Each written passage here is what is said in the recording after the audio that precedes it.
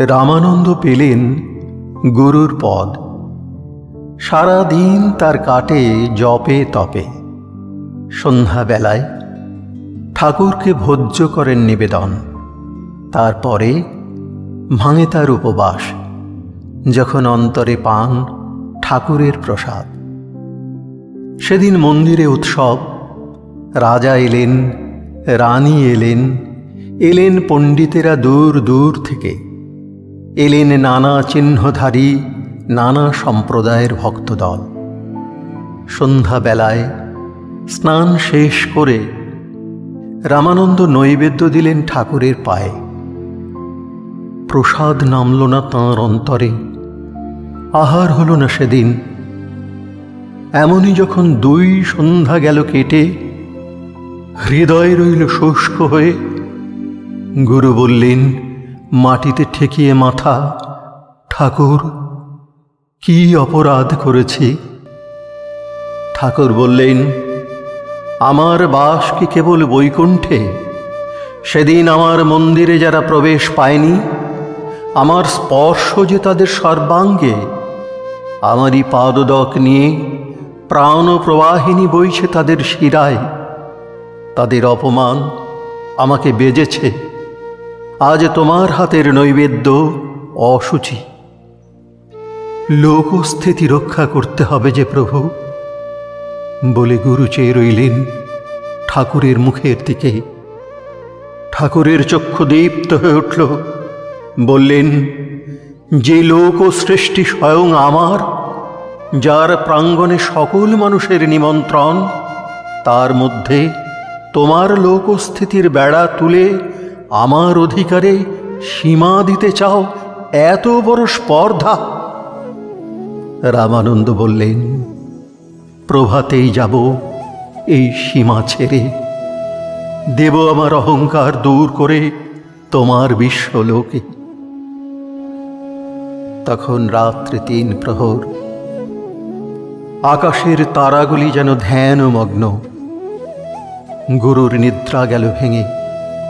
শুনতে পেলেন, সময় হয়েছে, ওঠো, প্রতিজ্ঞা পালন করো।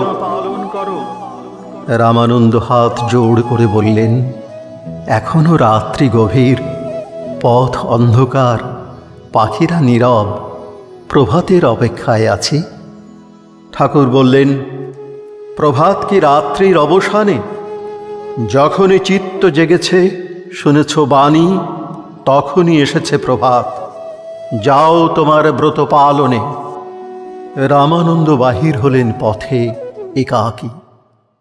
মাথার উপরে জাগে ধ্রুবতারা। পার হয়ে গেলেন নগর, পার হয়ে গেলেন গ্রাম। নদী তীরে শ্মশান, চণ্ডাল শবদাহে ব্যাপৃত। রামানন্দ 2 হাত বাড়িয়ে তাকে নিলেন বক্ষে। সে ভীত হয়ে বললে, প্রভু আমি চণ্ডাল, নাভা আমার নাম, হেয় আমার বৃত্তি, অপরাধী করবেন না আমাকে। গুরু বললেন, অন্তরে আমি মৃত, অচেতন আমি, তাই তোমাকে দেখতে পাইনি এতকাল। তাই তোমাকেই আমার প্রয়োজন, নইলে হবে না মৃতের সৎকার। চললেন গুরু আগে। ভোরের পাখি উঠল ডেকে, অরুণ আলোয় শুকতারা গেল মিলিয়ে। কবির বসেছেন তাঁর প্রাঙ্গণে, কাপড় বুনছেন আর গান গাইছেন গুনগুন স্বরে। রামানন্দ বসলেন পাশে, কণ্ঠ তাঁর ধরলেন জড়িয়ে। কবির ব্যস্ত হয়ে বললেন, প্রভু জাতিতে আমি মুসলমান, আমি জোলা, নীচ আমার বৃত্তি। রামানন্দ বললেন, এতদিন তোমার সঙ্গ পাইনি বন্ধু, তাই অন্তরে আমি নগ্ন, চিত্ত আমার ধুলায় মলিন। আজ আমি পরব সূচি বস্ত্র তোমার হাতে, আমার লজ্জা যাবে দূর হয়ে। শিষ্যেরা খুঁজতে খুঁজতে এলো সেখানে। ধিক্কার দিয়ে বললে, এ কি করলেন প্রভু? রামানন্দ বললেন, আমার ঠাকুরকে এতদিন যেখানে হারিয়েছিলাম, আজ তাঁকে সেখানে পেয়েছি খুঁজে। সূর্য উঠল আকাশে, আলো এসে পড়ল গুরুর আনন্দিত মুখে।